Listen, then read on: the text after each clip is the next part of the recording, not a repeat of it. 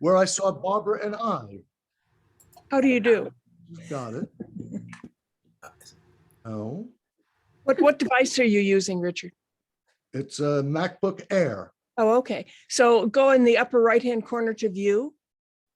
And click on. Well, you won't see it until your cursor's on it. Yeah, I still don't view. Okay, got Okay, it. click on it. Now To- click on speaker. That is activated. Yes, I just did. Now you should see whoever's speaking at that time. I see you. Oh, how do you do? Hello. Let's try. Hold on. This is Penelope. I'm going to exit full screen. No. A Now full I've got screen. Diane. Stay full screen. That's Oh, I lovely. lost it then. There you are. I am lost so it. glad to see that magic is not the answer to our No, technical. it's not. Okay, how many of you have Richard full screen? Well, now I have you because you're talking. I'm in gallery on purpose. Yeah, to me be too. able to see Gallery. everybody. And Right, I'm seeing a gallery of people. Yeah, right. yeah. But if you It's the share, Brady Bunch. if you share the screen, and if you are going to be doing some kind of a PowerPoint presentation, No, And- I'm not. you're not. Oh, so it's just Nope. you're talking and showing Nope. things. So share Pin him. doesn't work here. No, you don't want it. We could pin him, No. right? And then he would be the Yes. main screen. Yes. You could absolutely pin him. That's the right answer. So Sounds if you like go to something your- from college. Did you get pinned this weekend? Oh. All right, now how do I pin him? So Okay, if upper you go right, to your upper- screen, Yeah, sorry, Go if ahead. you go to your Sharon, you're screen of your little square, on the upper blue, in your own box, there's a little blue with 3 dots. 3 dots. Yeah. What little box? If you That go to you're your, in, that you are in. In my box. better. You can yes, do it too. in your little All box. right, I'm when in you my put your box. I've opened cursor- that up. Yeah. Hi, Merle. Just put your cursor in your own box. On the top right, you will see a small blue square with 3 dots. If you press on the little dot, it'll give you options of chat and pin.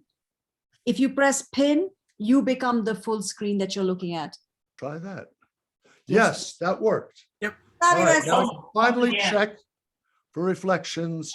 We'll let it pass. I see reflections. And just so you can get out of this, if you want to unpin yourself, in the upper right-hand corner, you will see remove pin. That's in someone Excuse me, else's. the upper left-hand corner, my other right, the upper left-hand corner. You will see remove The pin, upper left. upper left. You will Hold see on, remove closing that pin. one. Way upper left, you'll see remove pin. Remove pin. I see that. Yes. Okay, so if you want to no longer dominate the screen, that will do it. But I'll pass out right now. I'm But- everybody. Okay. we're Are happy you, with you are dominating you the screen. happy? I think I know how to get this so I can get a sense of what's going on. I hope. Okay, right. Good. Thank you for the technical insight. we've got some really good techies here. We normally wait till 2:30 and that's when everybody joins, so we can chat about pinning.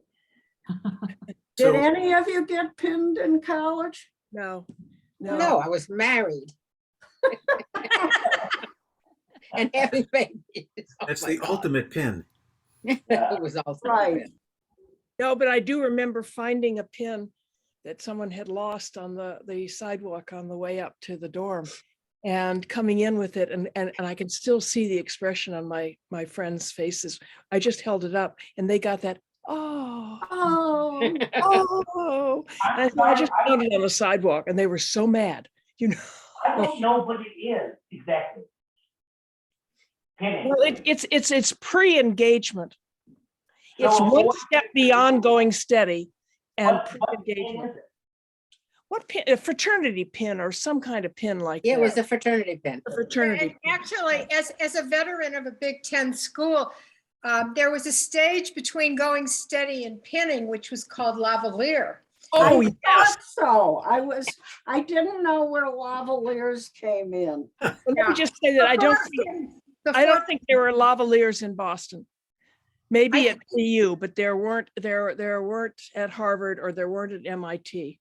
But That's there why is- I prefaced it by saying Big Ten. Yes, yeah. This is very important to remember. And does it still exist, do you think? I mean, Oh, I hope not. Oh, God.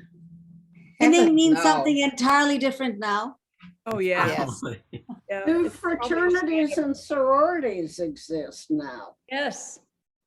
Yeah, they do. Yes. Back in the Paleolithic days when I was in college, if a couple got pinned, or was it engaged? It was one or the other, I can't remember. The whole fraternity of the boy came to the sorority house and stood outside and serenaded the sorority house. I think you had to be engaged for that to happen. I don't Probably. think they just, I mean, pinning. Yeah, that sounds right. Yeah. That sounds right. Otherwise, you'd be singing all the time. Be singing, and people got unpinned with many tears, but not quite as many tears as unengaged. Oh, Well, you know, I don't think Course. they do these things, do they? They do other things. Well, yes, they I do. think they're doing everything anyway, so what's the Right. difference? But I know. more openly. Well, and, Totally. I mean, yes, indeed. Think of the symbolism of getting pinned. Yes, of That's course. interesting, Penelope, So I- very. The rituals of white privilege are men sort of choosing women and stuff.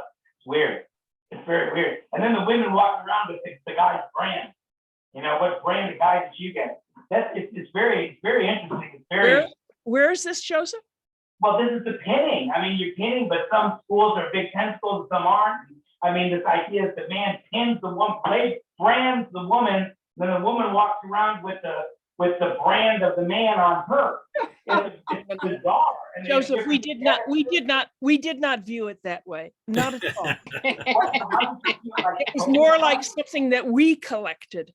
Just, Oh, yeah, got it. oh. See, this is why I love this salon. I always learn. Oh, now I understand. Okay, Actually- everybody, I'm turning this over to Diane, who will introduce Richard, who we are thrilled to have with us. yeah, and I'm probably the most thrilled of all. So many years ago, I met my beautiful, one of my best, most wonderful girlfriends, Alexandra, in New York. And she lived in the apartment just under mine. And we just became really fast friends. Anyway, time went by and a few guys went by that came along with us. And one day she calls me up, she said, I met the most wonderful guy. And you know how we listen when our girlfriends tell us about the new guy? All of a sudden, my ear perked up when I heard that he was a magician. And sometimes we are so lucky. It's like getting a twofer. when the boyfriend and then the husband becomes someone that you love just as much as the girlfriend. So that's what happened to me. Richard is my twofer, my fabulous twofer.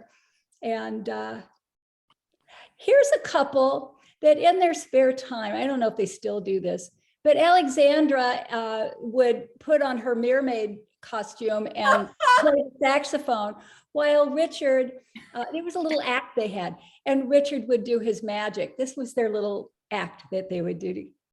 Do you still do that? I mean, how could you not love them? Bubbles?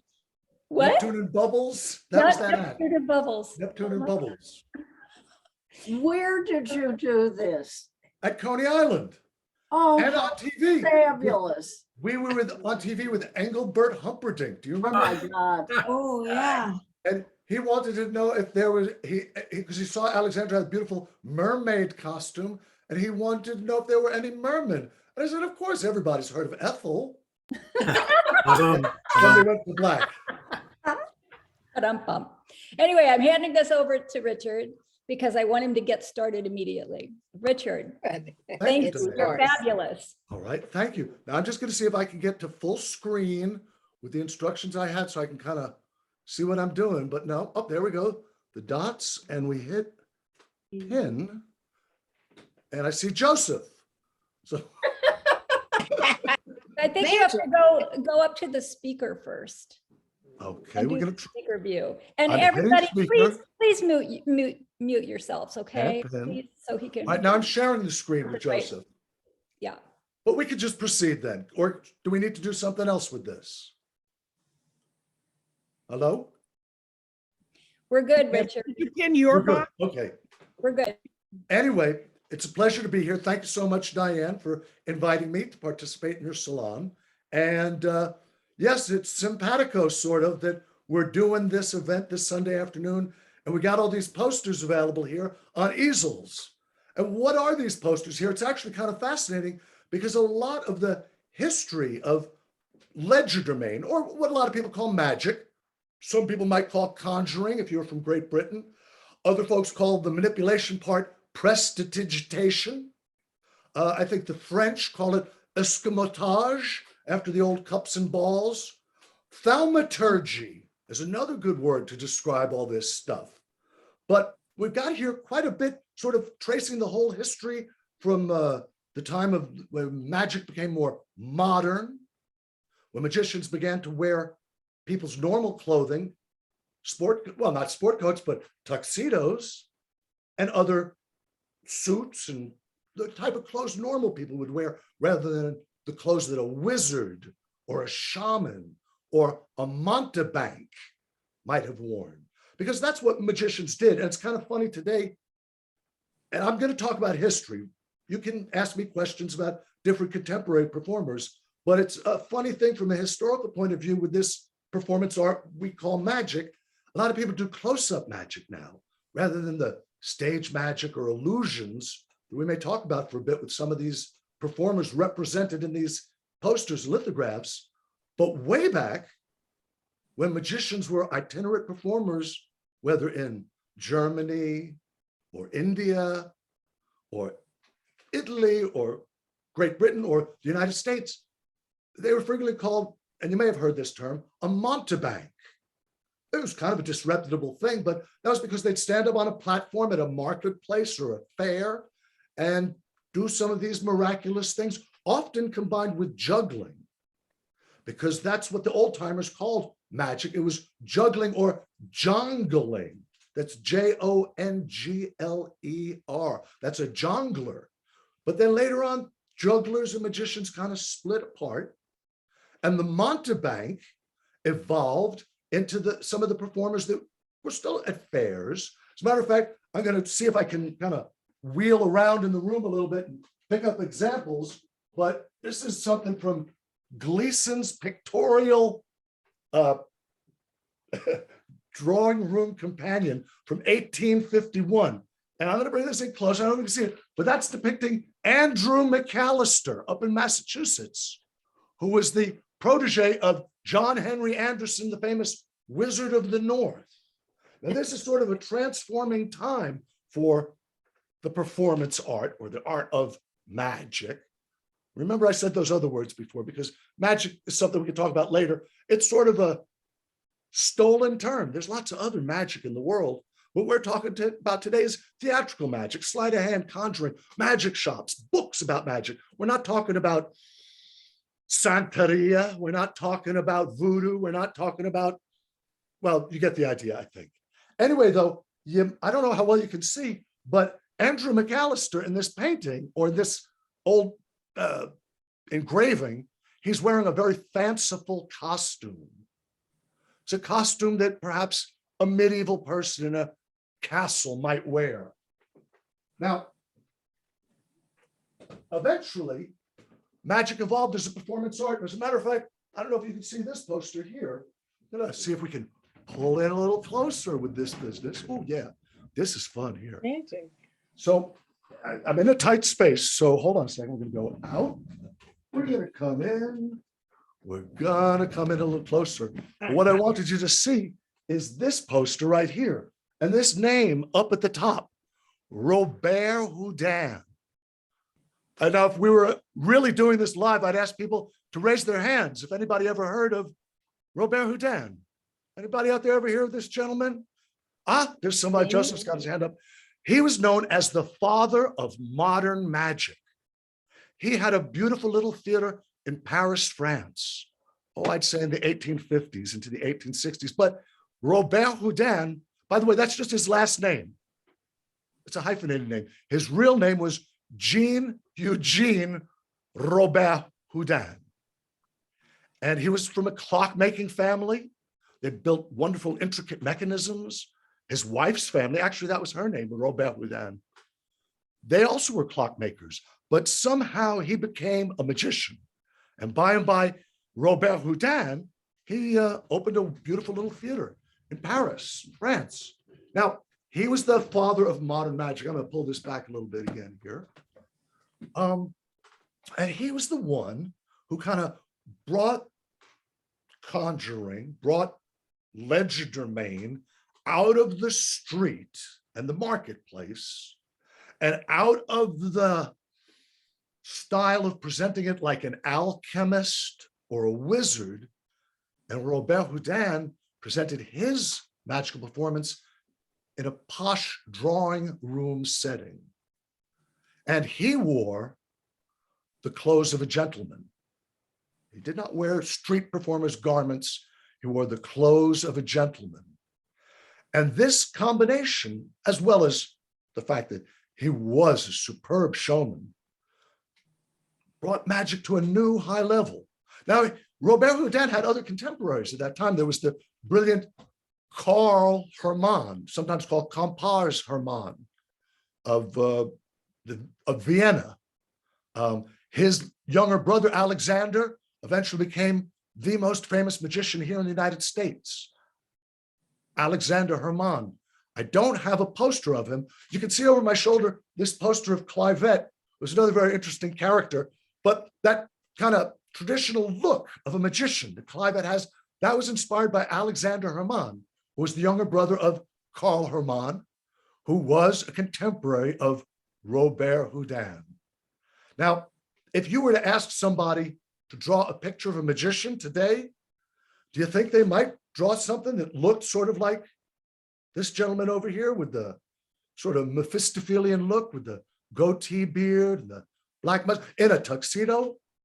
I think you might find that they would. Anyway, that image is something we've inherited from Alexander Hermann, who was a wonderful magician here in the United States. He inspired a lot of magicians.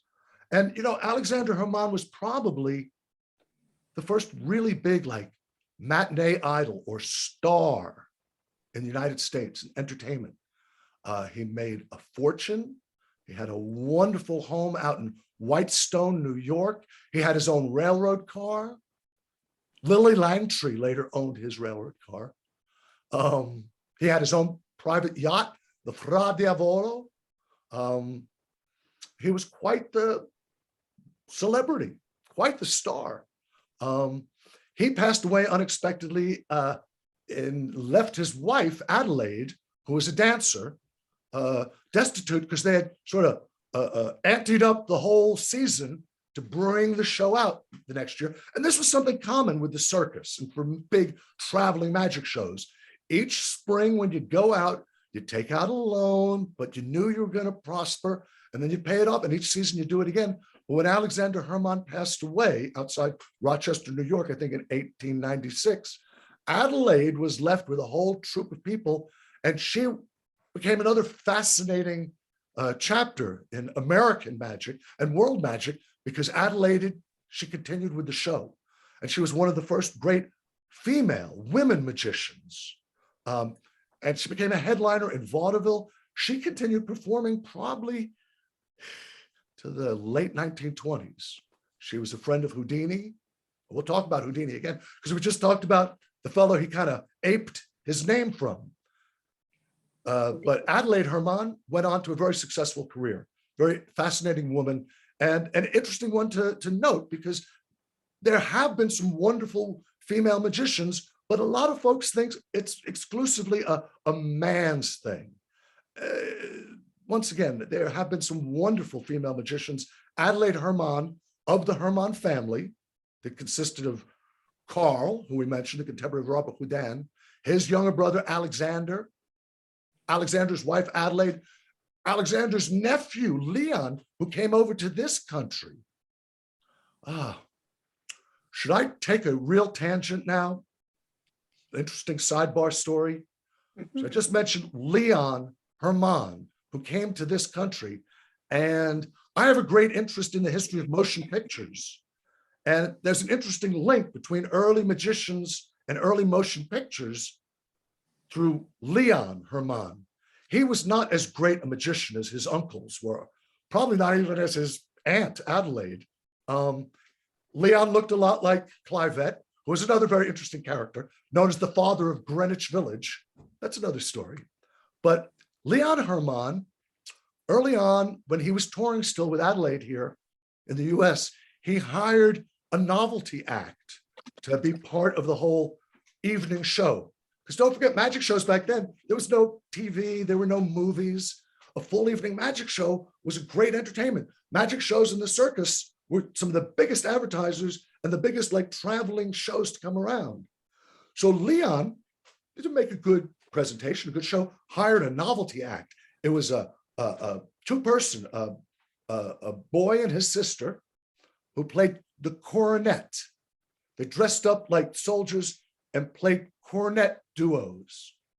And the couple was a real brother and sister. The act was, it was a fellow named Jesse Lasky and his sister, Bess Lasky. Now, some of you might remember that name, Jesse Lasky.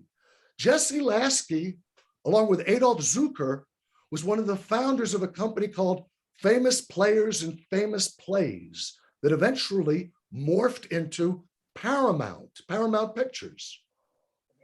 The whole connection is that later on, Jesse Lasky, who would later, not only did he play the cornet for Leon Herman, but the second season, he became the manager of the troupe. It's actually how Jesse Lasky got into showbiz. Originally with this novelty cornet act with his sister, who, by the way, later married Shmuel Goldfish, known as Sam Goldwyn, but that's another story. Anyway, that's a link because the famous, what they call today, Kaufman Astoria studio over in Queens in Astoria was originally the famous Players Lasky studio, and that was built by Jesse Lasky, who started in showbiz with Leon Herman. So anyway, just tried to tie it all back. And in that same sense of tying things back again, let's talk again about Robert Houdin. Let's talk again about magicians who dress up as something that they're not, because let's face it, there's no such thing as magic, right? So somebody who dresses up and says they're a wizard, even they got a tuxedo or they're wearing a Chinese cloak or dressed up like Thurston as a wizard, they're not really magicians. Now, here's a guy who never really existed. This is a guy, his real name is Eric Weiss. Eric Weiss. But he lived in Brooklyn for quite a while. His brother, Theo, known professionally as Hardin, who Houdini made the competition, to use an old kind of vaudeville and circus term. Hardin lived just a few blocks from here, but Houdini spent a lot of time here in Brooklyn. But his real name was Eric Weiss. His brother was Theodore Weiss, a whole bunch of Weiss people family. But Houdini, he made up his own name because as Eric Weiss, he admired Robert Houdin, the great French magician, the father of modern magic, who, by the way, if any of you folks like to read, many people feel that one of the best autobiographies of all time is the autobiography of Robert Houdin. It's still available in print. Dover probably puts it out. And a lot of the stories about magic and magicians were first kind of enshrined in that wonderful autobiography, the memoir of Robert Houdin. Great read if you like to do that sort of thing. I know I do. In any event, Houdini liked to read. He was a reading nut. And he read that book I just mentioned, and he thought, boy, it'd be great if I could be just like my idol, Robert Houdin, but Houdin. So somebody told him that if he adds an I to the end of his name, it means like in French. And so that's what he did. So he invented himself. He may be one of the most famous people in all the world. Folks say that if you go to the farthest regions in any place, 3 names they know are Harry Houdini, Charlie Chaplin, and Sherlock Holmes. It's interesting that 2 of those people are completely made up. Harry Houdini was made up by himself, but he took the other man's name. This happened a lot in magic, not just taking somebody's name and working with it again. Sometimes people would even take on a whole different persona. There's a lot of cases, well, here in Brooklyn, There was a family, the Bamberg family, who were 7 generations of royal Dutch magicians. And one of them emigrated here to the United States about 1900, Theodore Bamberg, and he performed in vaudeville and in music hall in Europe as Okito. Now, he was Jewish, he was Dutch, but he traveled the world as first a Japanese and then a Chinese magician. His son, actually, I've got a piece of his son, who also lived nearby here in Brooklyn. I don't know if you can see this one behind Robert Houdin. Can you see that big piece of Fu Manchu? That's David Bamberg. He was the son. Can you see this up here? David was the son of Theodore Bamberg. This is David Bamberg from Flatbush Avenue. Also worked at Coney Island. But as a young man working in Europe and then going as an assistant to the great Raymond to Argentina, this fellow, David Bamberg, became one of the most celebrated illusionists and one of the biggest drawing cards in South America, Argentina, Mexico, Chile, Uruguay, Paraguay. But David made the unfortunate mistake of being a fan of Sherlock Holmes. He didn't adopt that name, but he did adopt this name of Fu Manchu. David Bamberg could never come and exhibit in the United States with all his paper and stuff because the estate of Saxe-Rohmer, who was the author of the Fu Manchu books, they slapped him with an injunction. Anyway, that was a mistake, or it was a wonderful type of name to use in South America. Beautiful posters, beautiful style. He was a brilliant magician. Later on, he retired and had a wonderful magic shop in Buenos Aires. And he was also, the whole family, I can't do it, but the whole family, they must have picked this up in Amsterdam. They were wonderful at making shadow-grabs, hand shadows. And David trained this whole group of wonderful hand shadow workers from Argentina to do that same act of hand shadows. And it's very interesting to tie it back to movies again. In Paris, the Lumiere brothers, famous pioneers of the cinema, they had their studio just below, in the same building as the Theatre Robert Houdin, which at that time was operated by a gentleman by the name of George Méliès, who was a well-known magician and a very well-known early filmmaker. Many of you may have seen his film, A Trip to the Moon. It's still shown by a lot of museums today. Méliès was a magician, and he was one of the people who began to implement movie magic as we know it. And magicians, Houdini amongst them, were very quick to jump on the bandwagon and really get involved in the cinema and movie magic early on. At this time, Barbara, should we stop for questions or should I just keep rambling on? I'm sure there's 1,000 stories to tell, but I'm just checking in. I just have one question. Is Sure. everybody Jewish? No kidding. I mean, all the names are different, but you know, I'm infamous for my fast hand on an iPad, and all of these guys are in Wikipedia, and all of them are Jewish. All of them. Many of them are. As a matter of fact, gotten to George Méliès yet.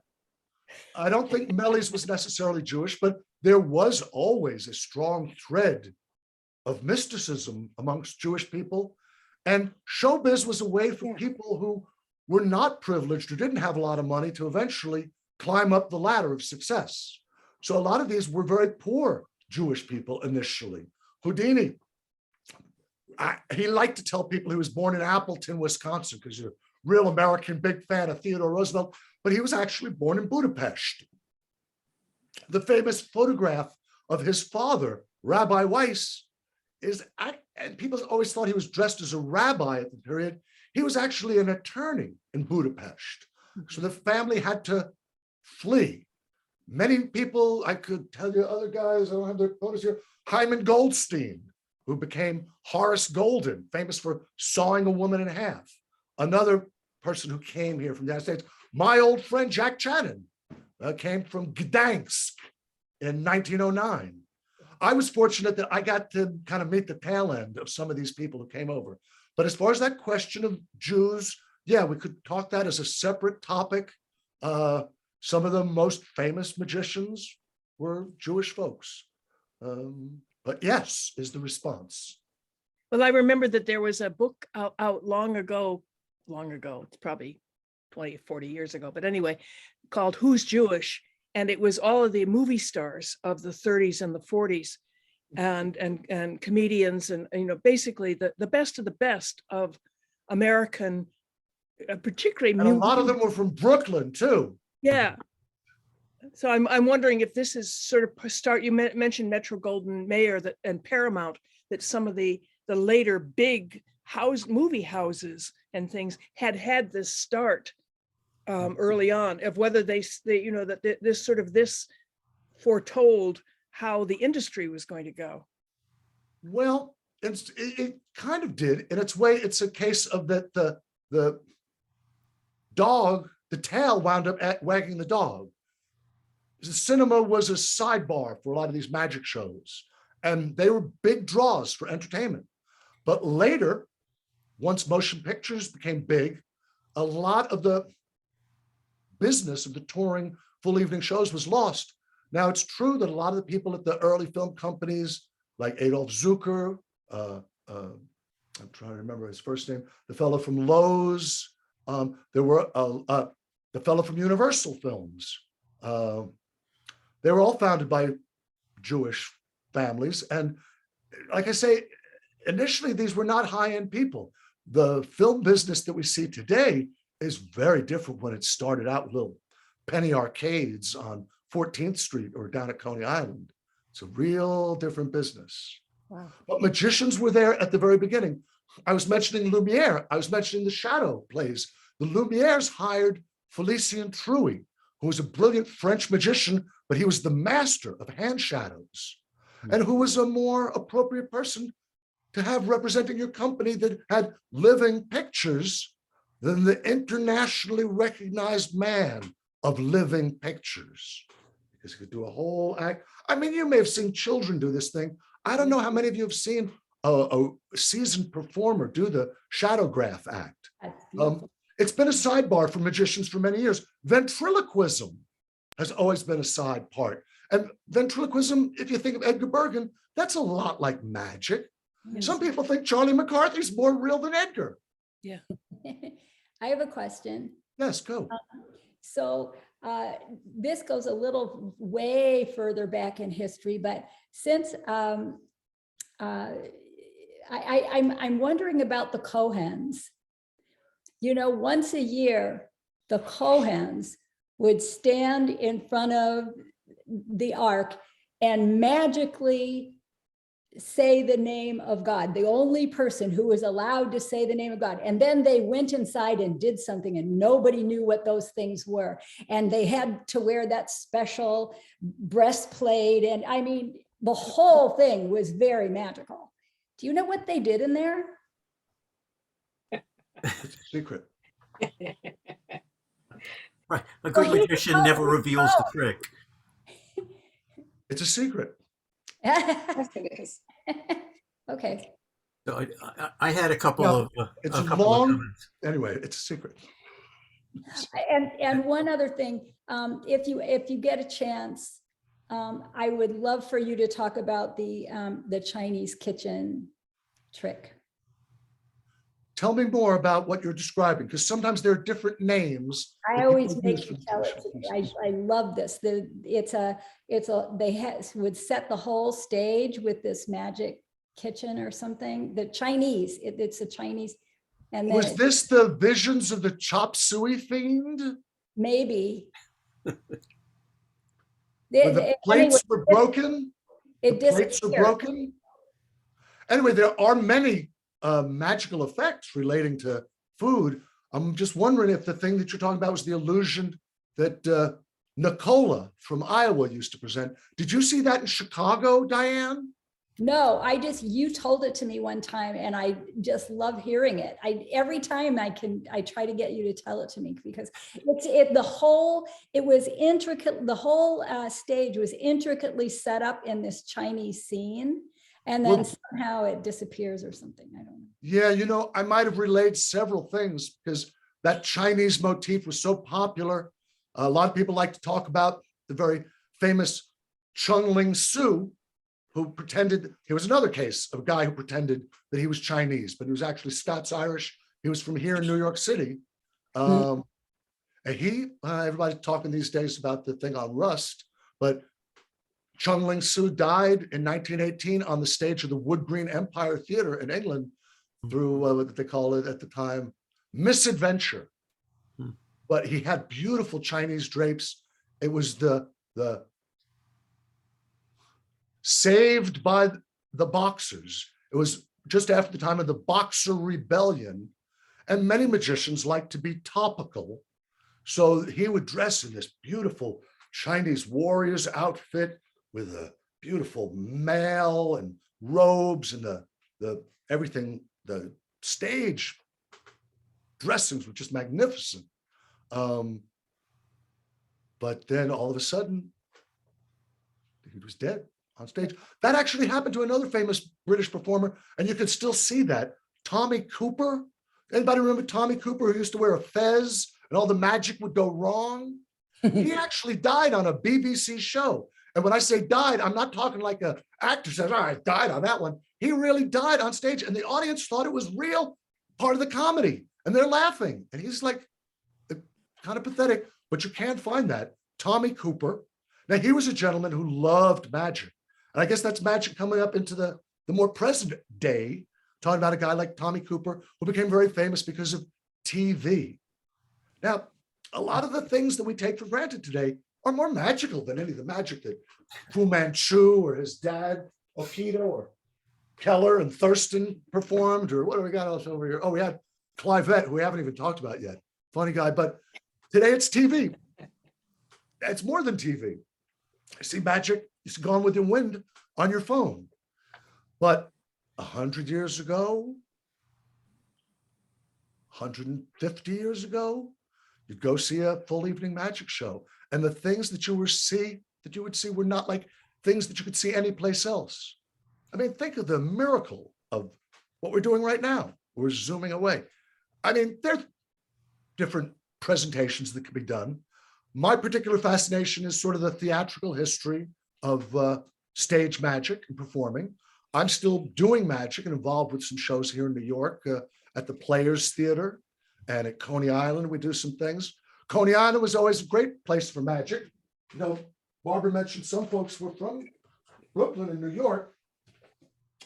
Houdini met his wife Bess at Coney Island. They honeymooned there. This was a very famous illusion. I don't know if we can see this here. This was presented at one of the old amusement parks, Luna Park. Now there's a Luna Park there today that's operated by like the Italian company that makes the Zambonis that go over the ice. But the original Luna Park had a magic theater, shoot the chutes, a lot of great stuff. And there was another famous amusement park, the whole spirit of Coney Island, a place called Dreamland, which burnt down in 1911, but they had 1 million light bulbs. That's the Dreamland Tower before the fire. And there are magicians like Houdini and Dagmar. They loved Coney Island. And there were a lot of other magicians there. This thing, the Gene Hugard did this for 15 years at Luna Park, had a special magic place. More recently, my friend Todd Robbins, who's the dean of the sideshow school, for a while there was a sideshow on the boardwalk, and this fellow, Melvin Burkhart, the human blockhead, who had been working since the 20s in sideshows and carnivals, he taught Todd his act. And now Todd has taught many young people that act. So if you see some young person taking a screwdriver or a nail or a spike and pounding it up their nose, Oh, God. long sideshow magic heritage from Melvin. I The original. wanted to mention two things. One is that serendipity, as we speak, there is a screening of Millet's Voyage to the Moon. And my son was commissioned to write a film score for it. And Fun! What fun! it's being performed. I think it's at the 55 bar. I'm not sure. It's in the Village right now. As we speak, it's being performed. So that's number one. Number two, my grandfather was a magician in New York, And we have a lot of his material. I want to talk to you afterwards about the archive. But one of the things that we have is a playbill where he's listed doing his magic act. And at the very bottom, it says, and introducing the new one reel film by Charlie Chaplin. What was your grandfather's name? His name was Lou Teller, Teller. And he worked under that name? Yes. It almost sounds familiar. Like, I mean, in the 20s or earlier? Yes. Yes. Yeah, that almost sounds familiar. I'd love to talk with you about that. That sounds fascinating. I gave a presentation in the wonderful Salon a while back about Jewish vaudeville, and that was one of the people that I talked about. So somebody just said Fanny Bryce is coming back. yeah. This was my magic mentor. This was Arnold Belay in 1910. Now, when I met Arnold, he didn't have that much hair and he could barely speak. But Arnold was a contemporary of Houdini. He was quite the magic nut. So when I was a kid, Arnold was very active. In all likelihood, your grandfather and Arnold knew one another. Probably. And I'm pretty sure that my grandfather performed at Luna Park. Very cool. I'm actually going out to Cypress Hill Cemetery to look for the grave of Maharaja, who used to perform at Luna Park and later at Starlight Park in the Bronx, which was an amusement park that's long gone now. But that's a fascinating thing. I'd like to talk to you more because I had another friend whose family was Goodman's Shows at Coney Island. And I knew Al Flosso and his son Jackie. Flosso very much associated with Coney Island. He was known as the Coney Island Fakir, which was Faker, which was a name that Milton Berle, you remember Milton Berle, Jewish comedian, vaudeville star? Yeah. He gave Al that name. And Al was on Ed Sullivan's show. By the way, Ed Sullivan was not Jewish. No, he was not. But Al Flosso's real name was Levinson. He was on Ed Sullivan about 18 times. Used to work Grossinger's, the Concord, all that stuff. The Borscht Belt. But that's another story. Oh, yeah. My grandfather was from the Bronx, and we used to go every Sunday. We had a big family, and we would all go, and he would perform a magic act every Sunday for us in the Bronx. It shaped my personality for better or worse. Did you ever meet any other magicians who lived in the Bronx? I'm sorry. Did you ever meet any other magicians in that time who lived in the Bronx or your grandfather knew? No. There were a few. Yeah. Let's talk more later. I'd love to. Yes, please. I found a goodly number of videos with Tommy Cooper's death live on stage. It was videoed, filmed. Because he was doing the show live, so to speak. Yeah. I have a question if I can. Yeah. And are we doing good on time? We're just fine. Okay. Go ahead, Joseph, please. Yeah, this is kind of vague, but you've touched on things that I just wondered if you could say something generally about them. You mentioned the Boxer Revolution, but the Boxer Revolution was also a Wild Bill Hickok show. Okay. And then you mentioned Fanny Bryce, and I'm wondering what's the connection to like you're talking about the carnival and the carny and a lot of connections. And the other one is Yiddish theater. How does Yiddish theater and the Wild Bill Hickok show? Wait a minute. You said Wild Bill Hickok. Do you mean Buffalo Bill? Yes, I do. I mean Buffalo Bill. Sorry. Buffalo Bill. It was Buffalo Bill and Pawnee Bill and the Wild West show. Yeah, they did. And there was several show. Acrobats and magicians who worked with that show. I wondered. Yeah. And for a long time, they also went over to Europe. So there were a lot of acrobats from Lebanon who came back to the United States through working with Buffalo Bill's Wild West show when they toured over in Europe. A very famous magician who worked for them, but he did not do magic in Buffalo Bill's Wild West show. He was what they called a rube. He was a rube performer. His name was Cy Stebbins. If you go to a magic store or talk to magicians, they still use his Cy Stebbins stack in card tricks and stuff. Cy Stebbins had what was called a rube act with Buffalo Bill and later did it with Barnum and Bailey Circus. Just kind of like a clown act but he didn't look like a clown. He looked like a hayseed. He looked like your Uncle Mortimer from off the farm, a real hayseed. And he had a horse. There was a trick horse, but it seemed like the horse just wanted to sit down. Very good. Cy Stebbins, Buffalo Bill Wild West show. And what was your other question? No, does the Yiddish theater tie in? Time-wise it does, but does it tie well, in? You know, that's a whole other topic. A friend of mine actually just recently did for his local congregation in Baltimore, a whole piece about Jewish magicians. Wow. We could go into a whole tangent of that. And as far as the Yiddish theater, I mean, this was performance stuff. Houdini, whose father was a rabbi, he founded a showman's club with Al Jolson, whose father was a cantor, of other vaudeville and showbiz performers whose fathers were Jewish clergy. Wow. Wow. A lot of these guys, they had this heritage. And once again, they were from the Lower East Side. They didn't have a lot of money. Eddie Cantor, okay? I think Izzy Itzkowitz was his real name. Also, another big magic nut. He had the Eddie Cantor Magic Club on his radio show. If you sent in 5, trying to remember the name of the toothpaste, you had to buy it wasn't Pepsodent. It was some old toothpaste. You send in 5 at the bottom of the toothpaste things, and you would get the Eddie Cantor Magic Kit. So he was another performer, not quite Yiddish theater, but that whole milieu. And his great buddy, you know, I wind up going on tangents and I try to tie them together. Eddie Cantor's great buddy, and they would commute from down on the Lower East Side down to Coney Island all the time. Actually, there's 3 guys, all famous now. Jimmy Durante, who was known as Ragtime Jimmy, who actually was a really good piano player. And if you ever hear Al Jolson and Jimmy Durante together doing the song, When a Real Piano Player Sits Down at the Keys, you're going to really understand that Jimmy Durante was a great performer and piano player. Oh, the other guy that they used to hang with down there in Coney Island was this other guy, Izzy Balin. Most people know him as Irving Berlin, who could barely play the piano, but he was another singing waiter.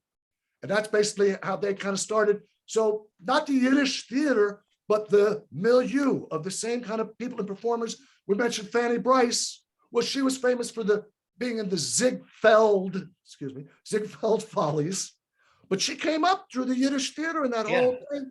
It was just recent. I mean, you know, that just saw Menashe Skolnick. Remember him? And a few years ago, Michael Tilson Thomas did a show. I wonder how many of you saw it down at the CSO, and it was partly about his grandparents, right, who were the Tomaszewski, who were, you know, big in the Yiddish theater. I just wanted to reassure you, Richard, that digressions are us. Yeah.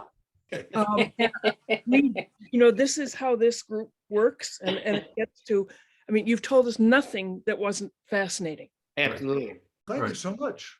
Yeah. Anyway, You've been a wonderful audience. A sidebar on Tomaszewski. He was talking about his grandfather or something who had his own unit in the formative Israeli army while they were still fighting for independence. And my husband and I had underwritten part of the CSO evening, and we went up to talk to him. And David said something about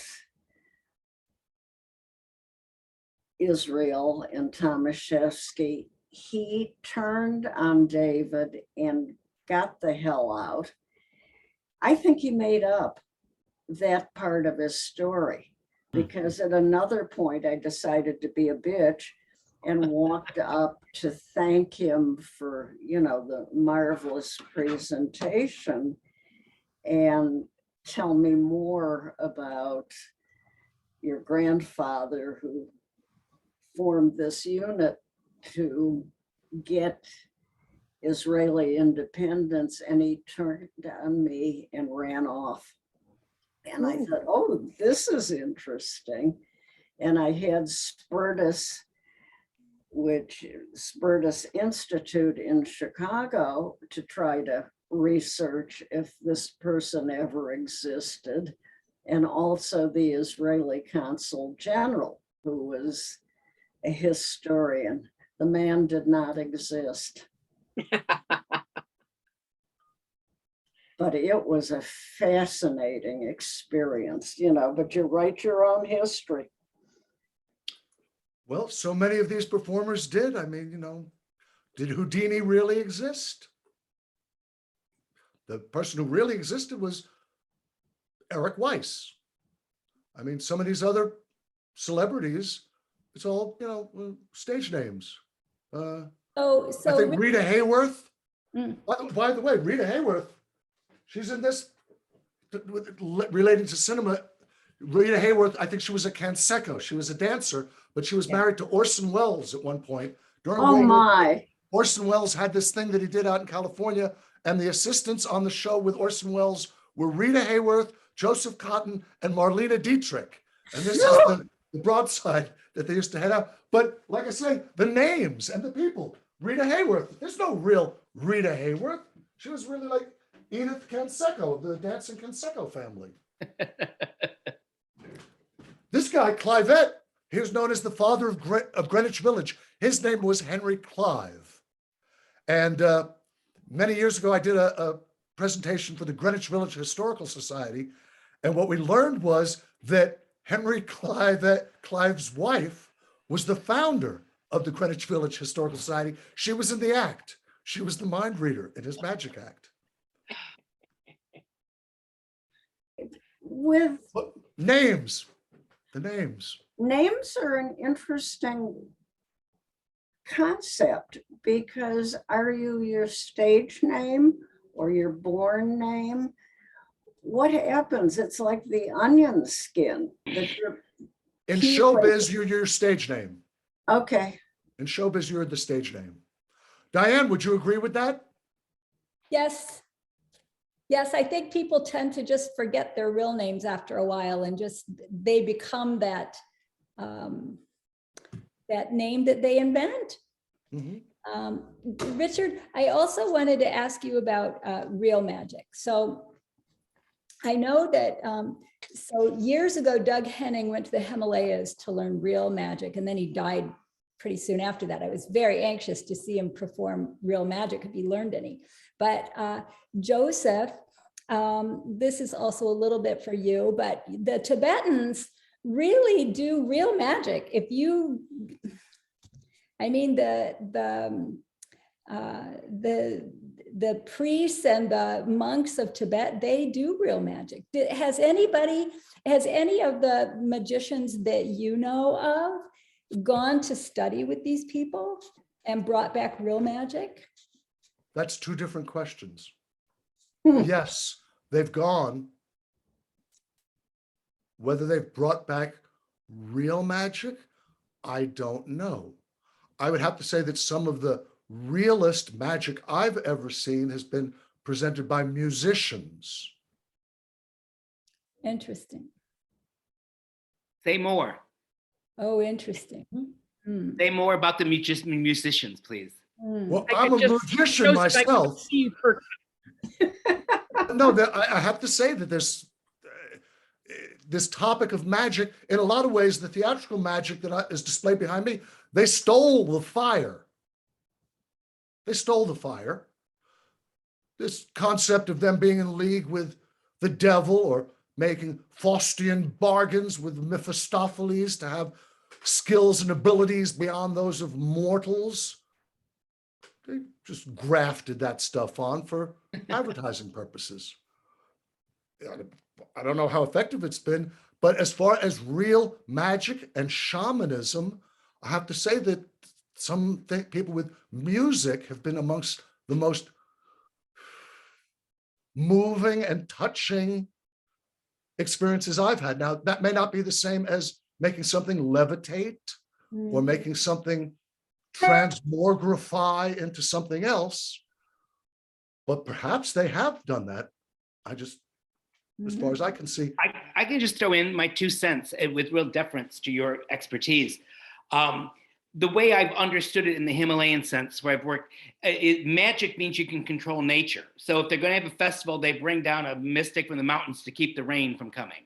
So magic would mean, and conjuring in their sense would mean, if I visualize a mandala in my head until I'm just a mandala, or if I visualize a deity in myself and I blow up the deity till it's as big as me, and then I forget me, and then I've got this conjured being, that there's a sense where visualization, tantric visualization, conjuring, and sorcery get sort of overlapping. But those are the two sort of practical ones they do. It's a kind of sorcery with visualization. You know, the Sorcerer's Apprentice, can you control what you've created?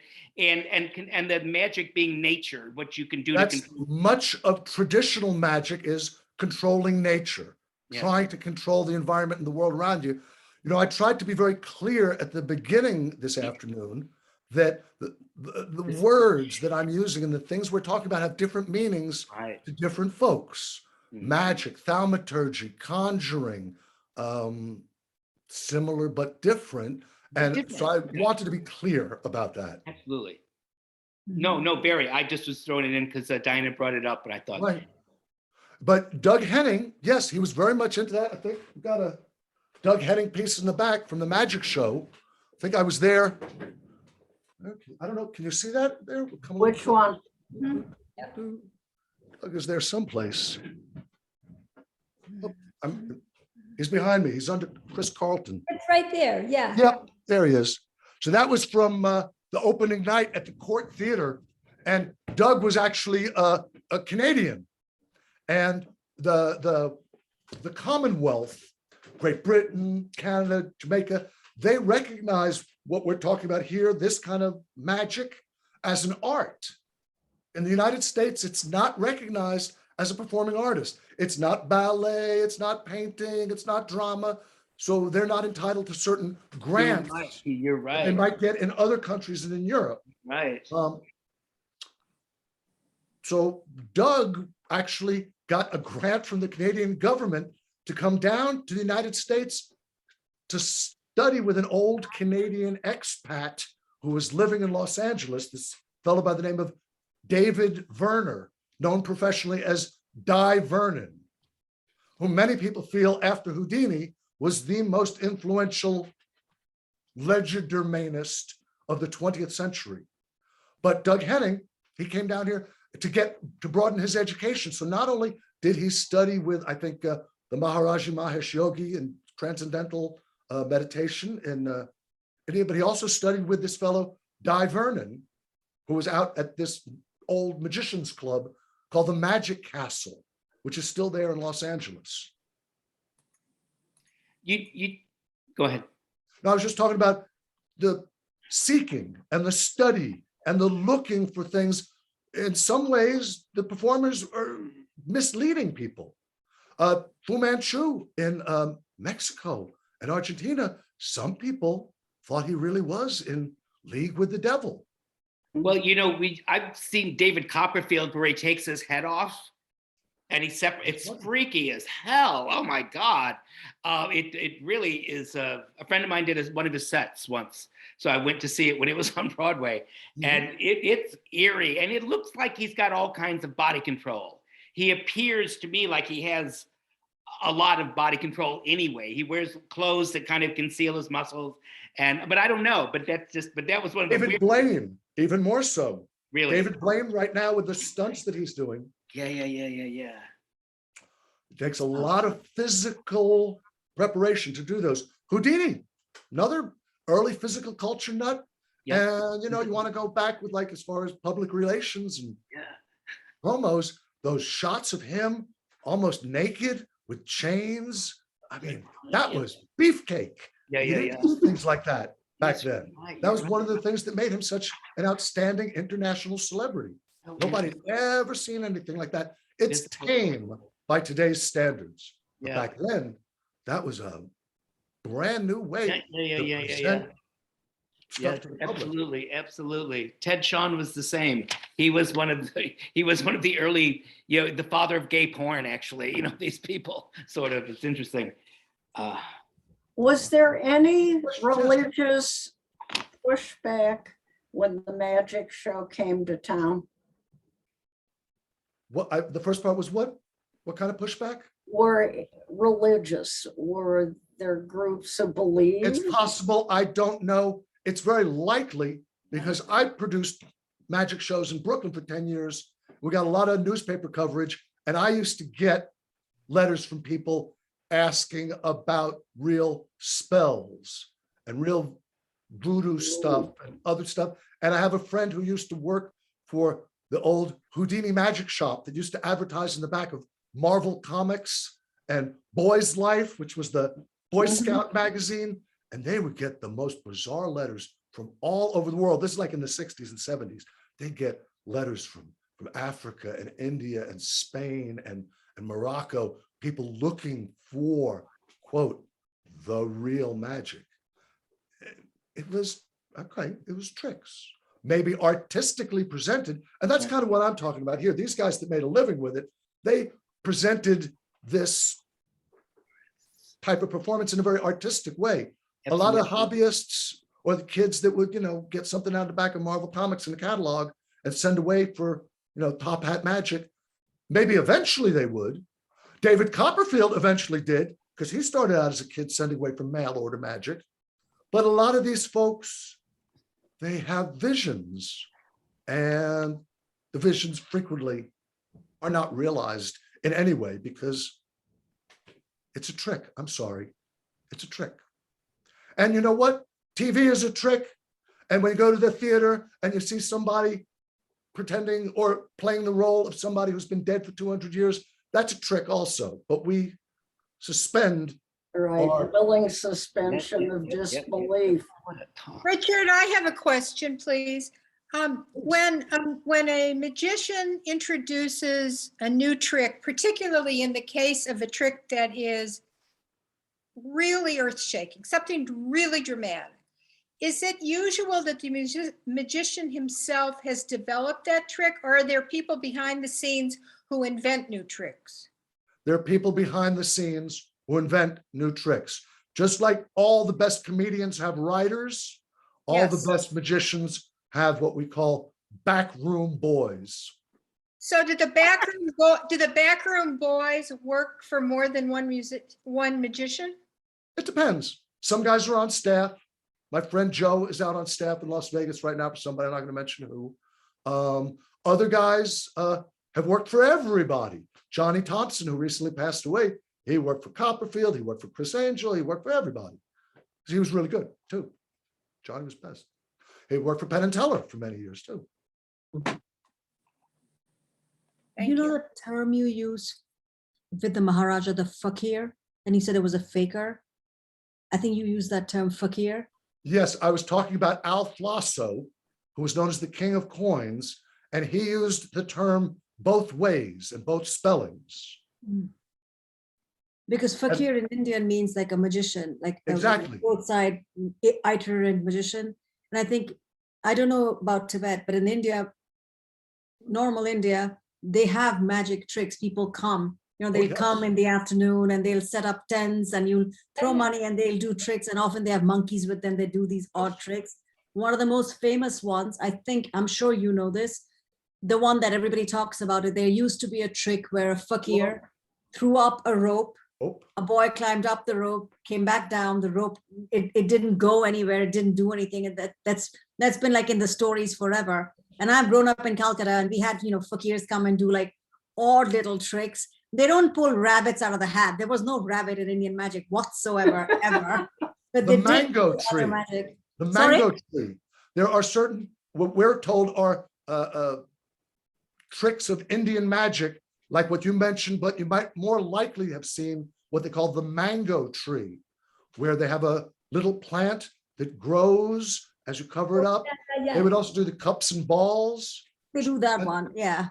But they do odd ones. And the other magic that we think, because what is that movie? I think, Diane, it had the guy who did Batman, he did a movie on magic, and it lined up how electricity and lighting up something is magical. I forgot the name of it.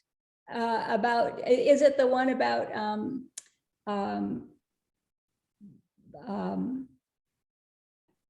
what's his name? I'm blanking on his name. You guys know him. You've seen him. Yeah. Whatever There's his name so was. many lately.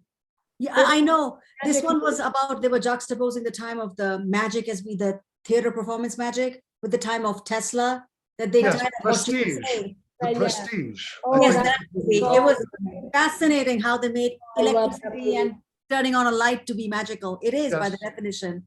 Well, that movie, Michael Caine is the backroom boy. Right. He's Oh, I the remember. inventor. He's the guy who knows how to build the stuff for the guys, and he's available for hire. But getting back to your what you mentioned about the Indian term, I think that type of fakir is spelled F-A-K-I-R, Yes. and what Milton Berle called Flosso was F-A-K-E-R, but he knew that it was sort of a pun on That's the very Indian clever. type of magician. I was going to ask you what I think Joseph or no, Barbara asked. This magic, I didn't know there was such a tie, such a nice marriage between the Jewish traditions and magic, because I was thinking probably in the, is it Protestant? They would probably have been killed under witchcraft, right? The Salem witch trials, any magic like that, they would Well, probably kill you if you were a magician. Actually, if you want to go way back in magic history, one of the earliest printed books in the English language that revealed how magicians' tricks were done was in Great Britain. It was written by a gentleman named Reginald Scott, and it's called The Discovery of Witchcraft. And it's the time of King James I, and part of it was written so that innocent people who might be doing the types of tricks you mentioned would not be considered genuine witches and would not be executed or burnt at the stake. Yeah. That was the discovery of witchcraft, because yes, up until that time, if you were an itinerant performer, like we talked at the very beginning of this, if you were a mountebank and somebody got upset that what you were doing was irreligious or in league with the devil, you could be burned or stoned or other Inquisition-like punishments visited upon you. Because in the Indian religion, the separate is Krishna does tricks all the time. He can make gopis come and go. He's with Radha, surrounded by 100 gopis. The trickery is all part of the religion. It's part of the celebration. So we view magic almost under the term of religion. It's pretty cool. Different cultures view it a different way. China and Japan, they have their own generic styles of magic. Frequently, magicians talk about Oriental versus Occidental. So perhaps the English, American, German, Italian tradition is Occidental. The Chinese, Japanese, Indian tradition would be considered more of the Oriental, but different cultures have different types of magic, even as they have different types of shamanism too. For many years, magic and alchemy were very linked up because people didn't have much of a sense of science and chemistry. Some of the early chemical discoveries were due to this pursuit of trying to make base metal into gold. Yeah. And a lot of magicians for a while took on that aspect of things. As I mentioned, once Robert Houdin came into vogue in Paris with a drawing room and the clothes of a gentleman, the culture accepted magic in yet a different and new way. You know, in Toledo, Spain, there's a synagogue that has a little museum in it, and a whole section of the museum is just on Jewish magic and all kinds of conjuring books and the use of Hebrew and abracadabra. I mean, all of these magical words from the Hebrew that I guess they believed they could actually conjure things. Well, they did. There's a long tradition, the Kabbalah, the Baal Shem Tov. This is not my field of expertise. If you want to know more, I actually have a friend who's a rabbi, and he's a magician of this type. So he might have more insight into some of the traditional writings and books on the topic. But yes, a long history of Jewish magic. Interesting. Oh. Is he available for the salon? Probably not. I didn't think so. Even though we do it on Sunday and not No, he Shabbat. keeps it very low key. Okay, okay. It's so Because cool that would that, be- like, when you were speaking, I was thinking all the magic that I didn't realize, Alibaba and the 40 Thieves, Aladdin, these are all magic. I just didn't They are. put it together when you mentioned magic. And that's one of the reasons why magicians try to evoke that. This picture of Howard Thurston, right, when he partnered up with Keller, is dressed like somebody out of, Aladdin's thing. So many fairy tales have magic and witches and magic beads that grow up to the sky. That's Okay. one of the things when I say these magicians stole the fire. Yes, they harnessed a lot of these ideas and images to promote this concept of what wonderful things were being presented. Movies and TV and now the internet and with YouTube have taken away a lot of that fire that was only theirs to hold temporarily. One of the things I got from my grandfather was a couple of his magic books, including, I think it's Hoffman. Sure, Yeah, Angelo Lewis was the it's real name. It was Professor astonishing. It's just astonishing because it's a page after page of these intricate drawings, of how to produce these tricks that One of are the just first great textbooks astonishing. on magic. Yes, Yeah. Hoffman books, great books. What else? What other books do you have from your grandpa? I'll have to go downstairs and take a look. But I remember it was just astonishing to go through after those pages and say, oh, that's how you saw the woman in half, So sorry. Oh, and actually, I was once asked in Wisconsin, where there is the museum, the Houdini, museum. Outagami Historical Society. Yes, and they wanted me. I had a business designing exhibits for museums, and they wanted me to do this exhibit on Houdini, and part of the exhibit was they wanted to reveal the trick, how a trick was done, and I said I won't do it. Thank you. I said no, I'm not doing it, and I lost the job, and But the woman kept who asked your me, integrity. I kept my integrity, and the woman who asked me lost her job. So The secret Really? is very valuable, but just because people know a secret, it's a whole other thing to present it in a way. Yeah. It's like acting. I mean, you got a good script, but if you can't deliver it, right. same thing. Well, thank you for not revealing the secrets that you learned. My grandfather would kill me, even though he's been dead for 100 years. But aside from that, That's another story. You spoke about television and movies and everything, changing everything. We know that, and it's only increasingly so as the technology has improved. We know that what you see on the screen is not necessarily real. That almost any, some of these things are coming into political aspects in that, Nancy Pelosi can be made to say, Heil Hitler, and you'll believe it because of the way it's presented. When you see an act in person, it's an entirely different experience because it's clear to you, you believe, it's clear that there is not some techie changing the real image and making it on film something different. So I would think that there would continue to be a market, as it were, for live performances There of is. like There is. magic forever. This is a product best served live. Yeah, This type of conjuring or magic is best live. It really is. because I won't believe it necessarily if I see it on television or I see it on the computer or I see it in a movie. But if I see someone in front of me, now I've never seen the remove the head from the body, but if I saw that, it'd be, ooh. Oh, They've been doing it for a long time. yeah. Yep. And it's not going to go away with Well, technology. a little bit, yes, because you don't have theaters the way that you used to have them. And during the vaudeville time, there was employment for all these people to go out and perform live.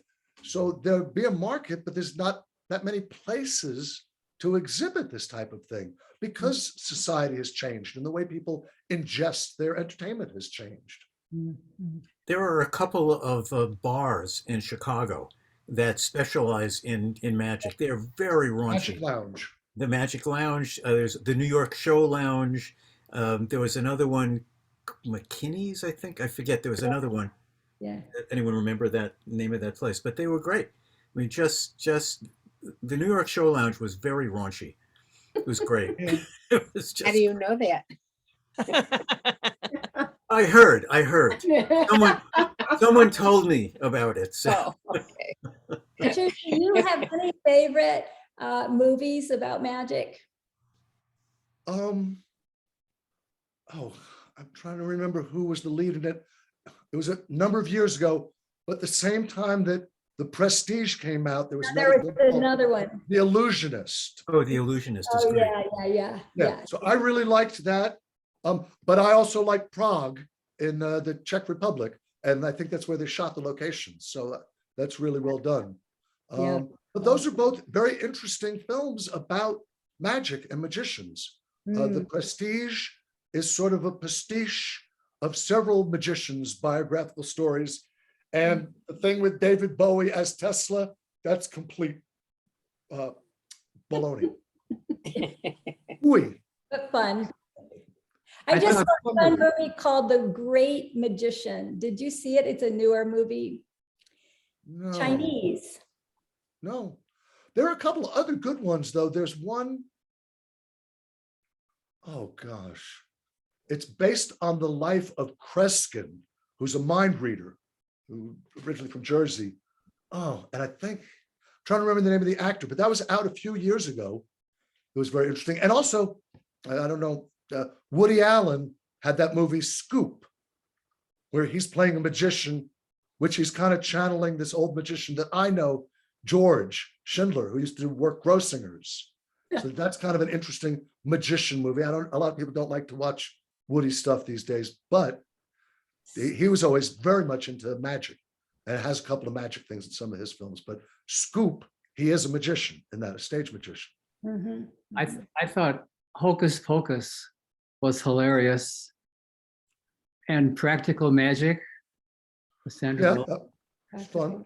I mean, I think this is what most I didn't people see think that. of when they think of magic. Actually, the movie with Edward Norton. Norton. That movie where he plays the magician who has the love affair with the wife. That's The Illusionist. That's The Illusion. Illusionist, was that's- remarkable. That's a remarkable No. movie. Oh, Yeah, that's a beautiful film. That's nicely done. Yeah. But for me, a lot of the best things are performers that I've seen. You can sometimes see some of the great old acts on YouTube still. You can see kinescopes of some of the acts. Have you ever been, I mean, in Paris, right around the corner from our apartment, there's a magic museum. Have you ever been there? It's on Rue Saint Antoine. Have you ever been there? Yes, the Academy de Magic, Mr. Proust. You have a couple of interesting magic places in Paris Yeah. still. There's a little nightclub. What do they show there? I mean, what do they show there? Do they wands? Ask Alan. At the nightclub or at the Academy? No, it's a museum. Yeah. Oh, they have some old illusions and props. They have a little magic shop. It's right by the river, as I recall. Yes, it's right. It's very close to the river. It's on Rue Saint Antoine. Mhm. Yeah. A very long tradition. The oldest magic shop in the world is in Paris, Yes. called Mayette Magie Moderne, and it's owned by a fellow, Dominique Duvivier, and his daughter, Alexandra. So there's quite a tradition. But I mean, this conversation has really stimulated. I've walked by this place. I can't tell you how many times. I'll go in. But I'm going to go in now and I'll report back to you what they have in there. You know, another great magic thing that's still in Paris is the Musée Grevin. Oh, sure. Yeah. They usually have a good magic act, and they still have the Wax Museum, but they also have the Phantasmagoria there, the room that changes. Oh, my God. Oh. In the Wax Museum? It's the Musée Grevin, the Wax Museum's in the basement. It's not Toussaint, it's Musée Grevin. And what's the room that changes? Phantasmagoria. They usually call it a Phantasmagoria. But what is it? Oh, it, Can't tell you. no, it sort of can describe it. These things were originally for like World's Fairs and World's Expositions. So it's a large room and everybody goes in who's paid admission, probably, I don't know, 100 people can stand in there. And then gradually, you know what it's like? It's like a planetarium. You know, like the Hayden Planetarium, that's what I know in New York. So the whole dome of the place changes while you're standing in there. Oh. And it's a throwback. The thing's got to be like 120 years old, goes back to some old Paris exposition. But that was kind of a magical transformation. This type of thing was very popular at a lot of big expositions. There were several famous magicians who were known for this type of thing. Sometimes they're on a very large scale, like at Coney Island, Arabian Nights Up to Date, which was Voltaire's thing. Yeah. Some of the sideshows had mirror illusions.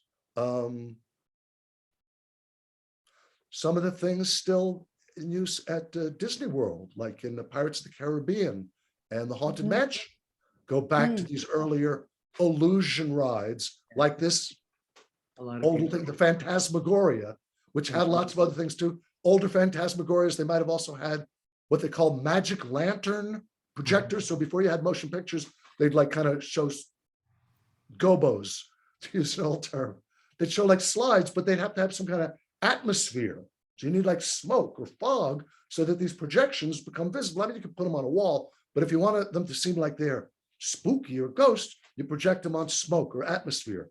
Once again, these kind of illusion rides, illusion attractions were very popular, and many magicians did get involved with that. This fellow behind me, Thurston, he had a thing called the Magic Kiss Waltz, which was a ride that was installed in Atlantic City on the boardwalk, probably about 1910. So they got involved in all kinds of things. There were other magicians. The great Leon had a company that put stuff in at the old Canarsie Pier amusement park, which was an amusement park in New York City that no longer exists. I mean, that's a whole other thing that's disappeared from American culture. Amusement parks. Riverview. Chicago, what did you have? You had like Riverview? Riverview. Yeah. Which That's was not there anymore, right? That's gone. well, in some ways, in some ways, I think Disneyland killed amusement parks because, I mean, I can still remember the syphilitic looking people who ran the rides at Riverview. You know, I wouldn't want to know what happened to little girls who were waiting in line too long. Whereas Disney was so, there wasn't They any. were seamy. They were seamy. See me. And whereas Disneyland was always, there wasn't, not only was there not any chip paint anywhere, everything was glistening with new, but all of the workers there were clean shaven inside and out, as it were, young people, you know, that you just knew were just fine. And it shed a light on places like Riverview that were not particularly flattering. Well, Walt Disney himself went to Coney Island and wanted to hire away the guys who worked at Steeplechase Park. He also wanted to hire away the people who worked up at the park in Westchester, which is still there. I'm trying to remember the name, but that was a very clean park. The city of Westchester had taken over the old amusement parks because there was so much drinking and nasty people and prostitution and other disreputable things going on. Just like Times Square.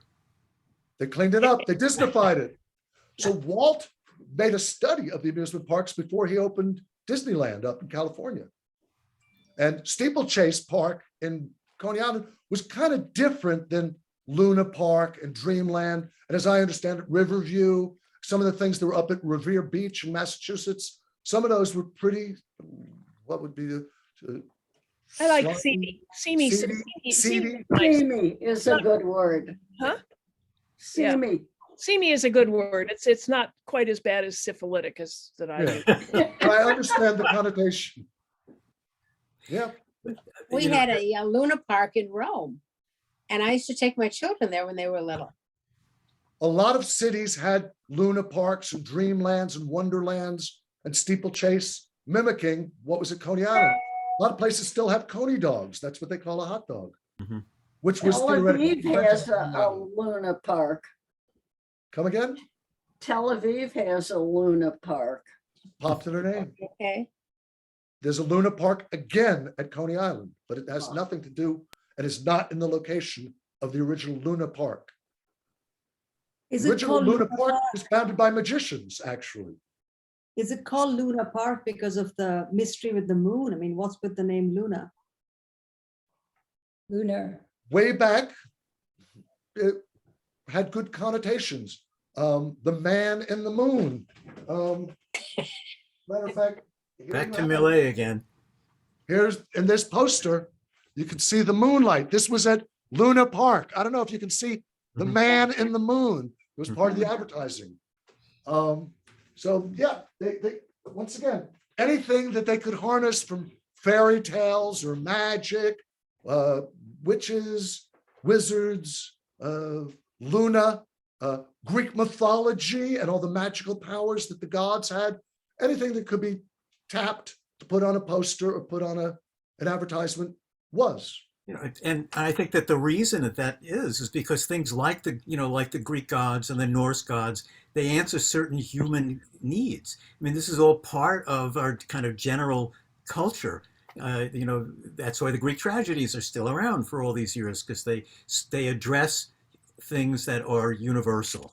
Yes. And I think that Perennial questions. yeah, and I think that that magic it fits into that perfectly. We all have a need. Nobody understands what the hell is going on around us. No one ever did. No one ever will. And so when you have something like a magic show and a magic act that shows you that things can be deeper than you thought, things are not necessarily what they seem. There's a magic book, I think it's called It's Fun to Be Fooled. That's What the is that? autobiography of Horace That's it. Goldstein, Hyman Goldstein. It's Yeah. fun to be It's fooled. Fun to Be Fooled, yeah. And a lot of people now say it's fun to be fooled, but it's more fun to know how. Yeah, no. Keep the mystery. Keep the Yeah. mystery. As a matter of fact, that's right behind there. Chris Carlton, great British performer. It's fun to be fooled. That was his act Right. over in Great Britain. It's fun to be Yeah. fooled. But one of the things about the what's developed through magic. So I had this design business, and one of the things that I used was something I learned from the magic books, which is a thing called the Pepper's Ghost. Oh, sure. And that is actually used in a lot of exhibits. It has to do with mirrors and lights, and you look at something and it disappears in front of you, and you see it right there, and then it changes to something else. I And mentioned No Disney computers. and This Art is just Caribbean. mirrors and lights. It's great.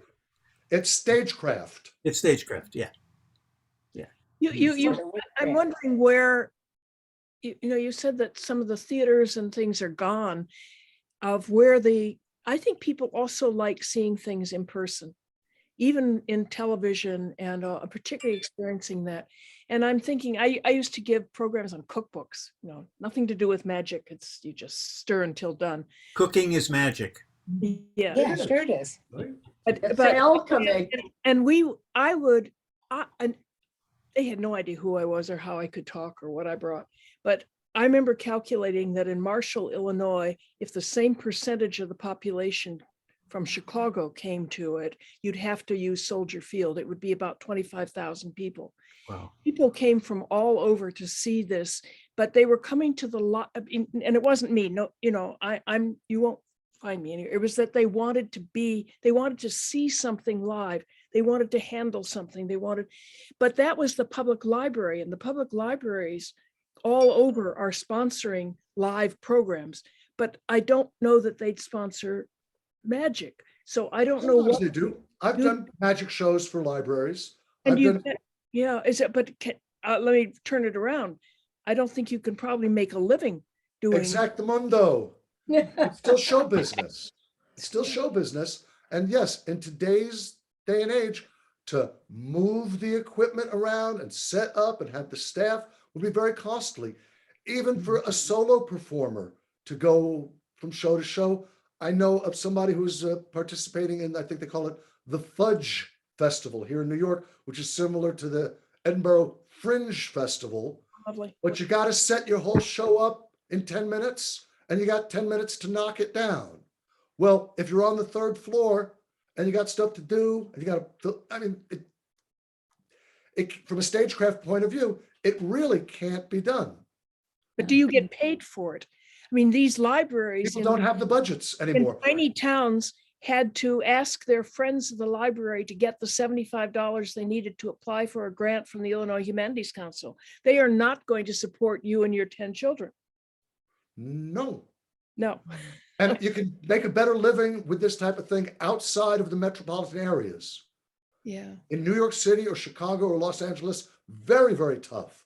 But if you go out to places where people are more hungry for live entertainment, they will show up at a library. They will show up at a Elks hall that's been set up for some family event. Not so much in the metropolitan areas. I don't know why, but it still comes down to the fact, yeah, how do you make a living doing this stuff? At one point, you could make a living, you could make a really good living. Yeah. Yeah. I love your definition of magic to say music. I had never thought of it, but it's so true. Yeah. Magic and music together?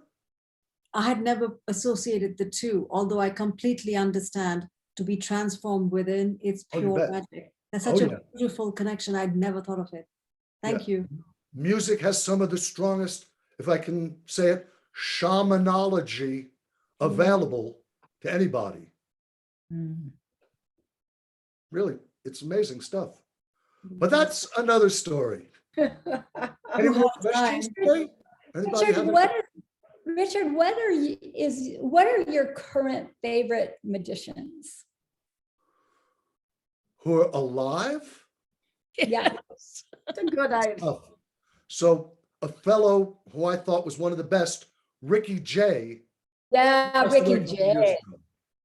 And they just Yeah, had a he big was- auction of his collection. Oh. But Ricky was great. He was really, really good. And the guy, Johnny Thompson, who passed away, was great. The guy I used to work for. Now, okay, I'm going to shut up about who is not around. I'm going to try and think of who's around who's really good. Bobby Torkova is a wonderful classic magician. Teller from Penn and Teller. He's really good and very knowledgeable. He's a good Yes. guy. I mean, other people have big collections and have made more money, but he's really good. You know who else is great? You may not have heard of him, but we think he's a real artist. This guy, Rocco Salieri from Paterson, New Jersey, but he's out in Vegas most of the time. Rocco is brilliant. And his act, he's like a jazz musician. The basic format is there, but every night it's a little different because like he produces things from the air, and the things he produced, it kind of depends on when he got up that morning and what was in his refrigerator or what was in his kitchen. So it's always a little different with Rocco. And I find that highly enjoyable. And once again, I relate that to music because I've also worked as an accompanist, as a musician for magicians, for Rocco, for this guy, Bobby Baxter, who's one of the guys who passed away. Baxter was brilliant. He was brilliant, a magician and a comedian. And we had a lot of fun with the music stuff. And What do that you gets to a play? whole other thing. Plays keyboard, piano. Yeah, Where do I where do you put David Copperfield amongst all these? he's the most successful magician of all time. Yeah. He has a huge collection of stuff. Oh, And yeah. He's very popular. He got a lot of this. Well, you know what? I don't know if this is the place to get into all the background stuff about Ricky and David and whatnot. David is a wonderful magician. He's got a lot of great stuff. Puts on a great show. Yeah. And he's been very successful. and he's from Why do Detroit. And So a butt. Doesn't Yeah, it? I feel there's a but there you're not saying. Yeah. He's trying to be polite. Yeah, I Barbara could shut off the recording momentarily if that was. What No. happens, what happens in the salon stays in the salon. Right. I've heard that about a lot of places. You want me to turn off the recording?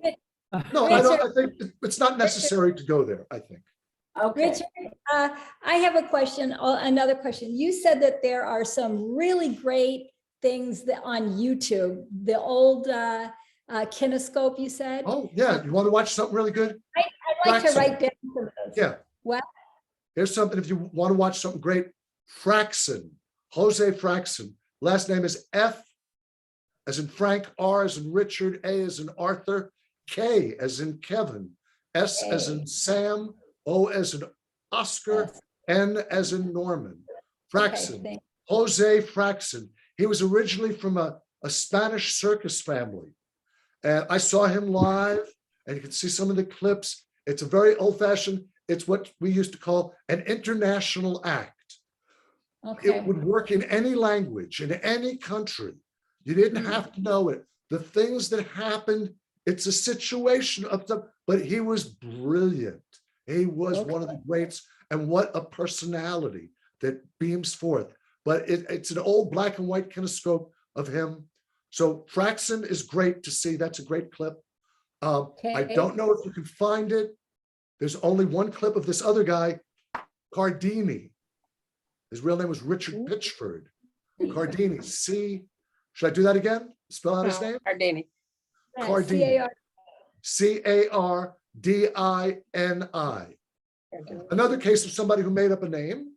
Another case of post-Houdini-itis. There's so many magicians named with an Eni. There was the great Slidini, Anthony, all these Enis, but Cardini is great stuff.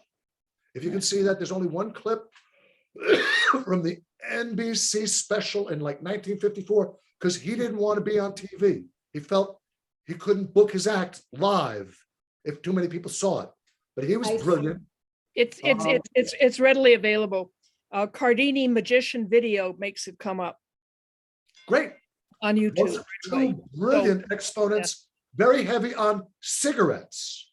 Magicians don't do cigarettes now, but back in the day, it was a very chic thing to do. Wow. So both of those acts feature cigarettes, but they're both brilliant performers. I'm And glad Cardini was also a great mime. He does not speak at all. Oh, And in the Cardini clip, the bellhop is his wife, Swan, dressed as a bellhop. Well, oh, I see it. You can see it in the picture. Yeah. Teller, was it not Teller? Many of you may have seen this, who worked at Chicago Shakespeare Theater to develop a production of Tempest.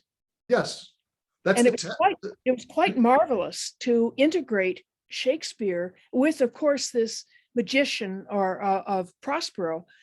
But I've never seen it performed with real magic on the stage. It was wonderful. not the first time. Magicians have been involved with a lot of productions. I've been advisor on a bunch of movies over the years, and a lot of stage productions, even more so over in Great Britain, when they have the annual Christmas pantomime, Ebenezer. They have a lot of magic stuff incorporated there.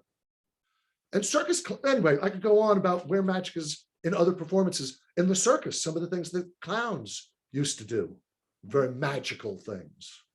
So Richard, what have we, by taking you on these marvelous digressions and sidebars and things, which I wouldn't have you have eliminated any one of, what did you want to tell us that we haven't let you say yet?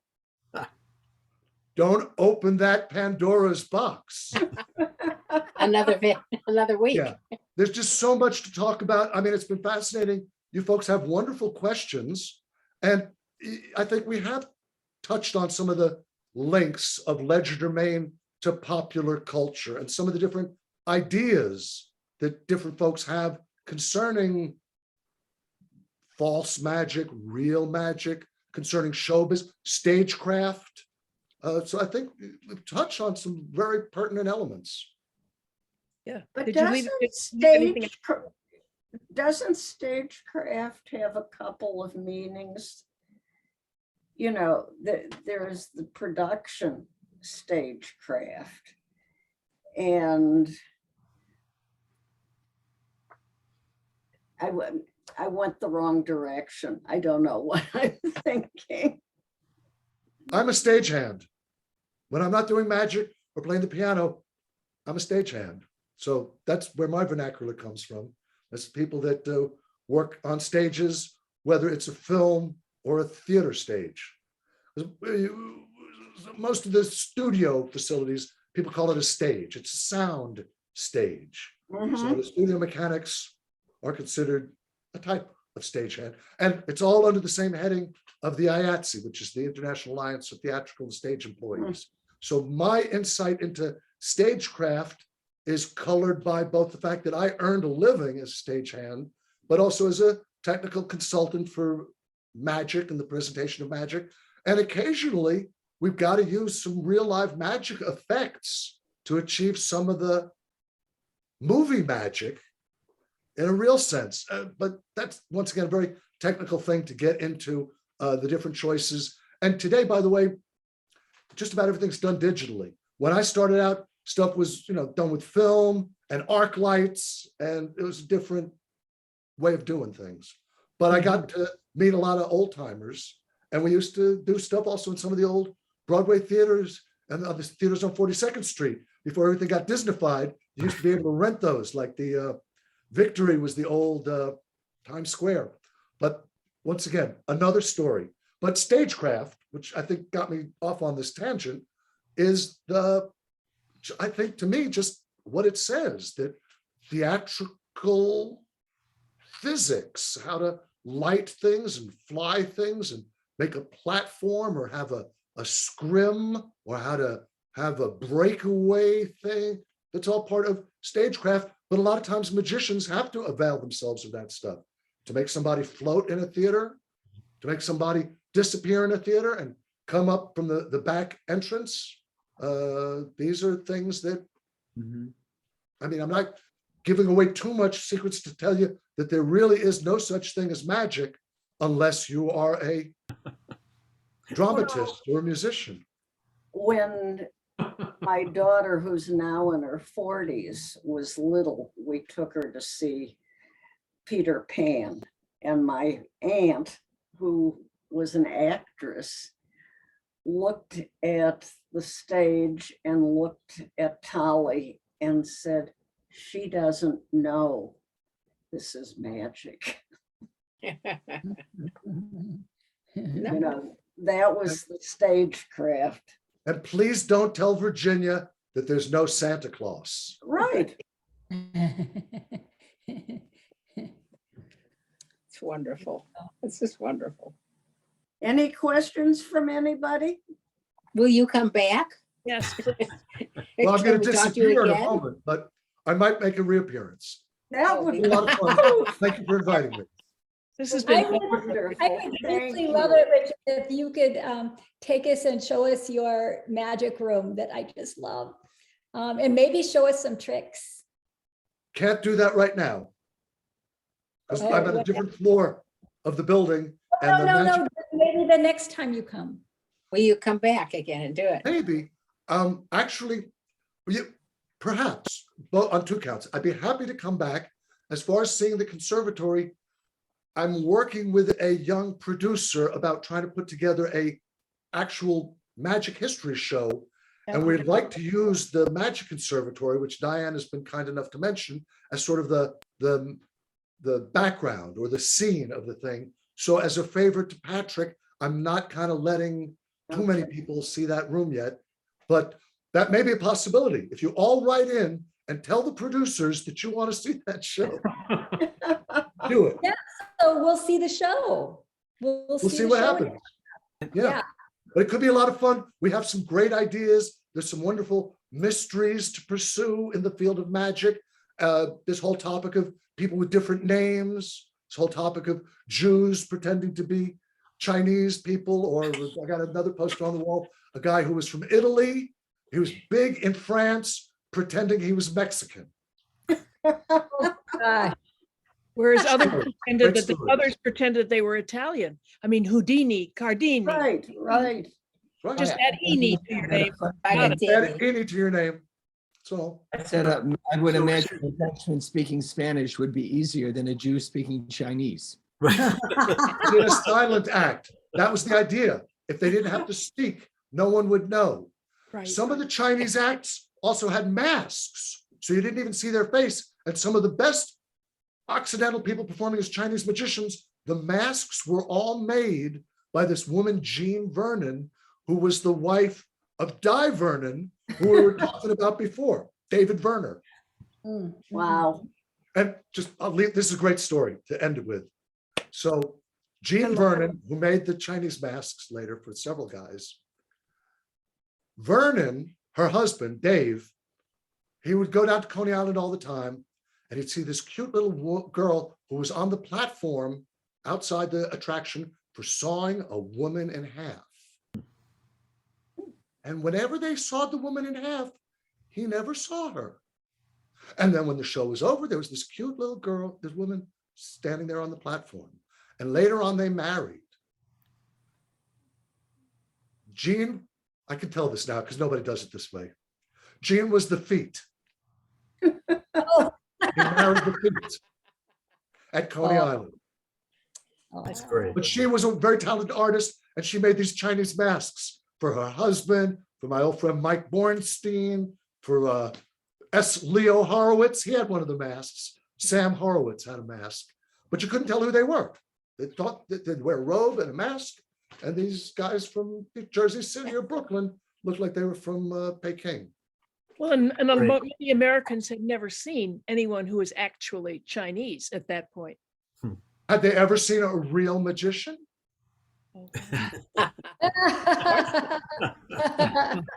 That's what they look like. That's what they look like. Hey, Richard, there is an archive that you were involved with for all of this? Yes. Now, Tell us about the archive. Okay. The Society of American Magicians, which was founded in New York City in 1902, it's called the parent assembly of the whole national organization. We have an archive of our early members at a secret location in New York City. It's a benefit of membership.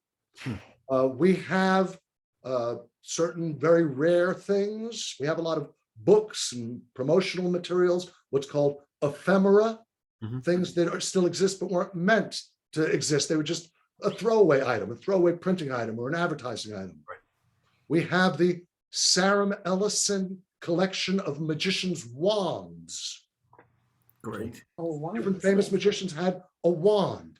And to this day, the Society of American Magicians and certain other magic clubs throughout the world perform a broken wand ceremony when a magician passes away. So a representative of the society will go to the funeral or go to the burial site and will break a wand, because with the breaking of the wand, the symbolic power of the magician who has passed away is also made to vanish and dissipate. Wow. Oh, that's lovely. Ceremonial. It's ceremonial. But it's a nice gesture. It's very poetic and moving in its way. I So- just thought when you said the wand, I guess your musical magicians have a wand too. It's the conductor's baton. They have wands as well. Yeah. Yes. Well, actually, in the wand collection, some of the wands are batons, because not every magician used the classic magic wand. A couple of guys used a baton. A couple of people used a monkey leg bone. whoa. Adelaide, she used a fan. Adelaide, her mom, who we spoke about, the woman, she used a beautiful silk fan. So not all the wands are actual wands. The emblem of a magician's power could be a variety of things. In the case of Horace Golden, who we talked about before, Hyman Goldstein, his magic wand was a rung from an old wooden chair. Wood-turned rung from a chair. That was his wand. When My I friend was Jeannie wants to know if the wand is broken, how can the magician use it in his next life? That's a good question. Beanie. you can put it back together again in the next life. A It's a conjure up and representational wand. But that's a good question. Yes, it is. And it's also interesting, Oh my- sometimes the broken wand is placed in the casket with the magician. Sometimes family members want to take the wand, particularly if the person's been cremated. Oh, mhm. Have you noticed any uptick in interest in the world of magic after the Harry Potter series became so popular? It's odd. No, Really? I'm Really? surprised. it is. It's an unusual thing. But we initially thought there was going to be a big hookup and a big link and a whole new thing of interest. No, not at all. The Harry Potter people are on a very different page than the Legerdemain people. And they're on a different page also from the spiritualists, because that's another thing traditionally linked in with magic. Houdini, besides being noted as an escape artist, was also an avowed anti-spiritualist. So it's interesting, someone asked the question if the broken wand will be helpful to a departed magician in the afterlife. I don't know what Houdini would respond to that one. Mhm. So I have a funny wand story, which is when I was 7 years old, my grandfather was performing somewhere and he asked me to be part of the act. And he had a magic wand that if you held it a certain way, it was a wand, and otherwise it fell apart. And so he would, do all sorts of stuff with this wand. And then at one point, he, calls out to the audience for a volunteer, from the audience. And I was supposed to come up, and since I knew the trick, I would be able to hold it, perfectly. And then he'd have somebody else come up and it would fall apart. Very Right? nice. So I'm 7 years old. I'm in the audience, and he's out there, and he says, "Can I have a volunteer from the audience?" And I actually raised my hand and said, "Do you need me now, Grandpa?"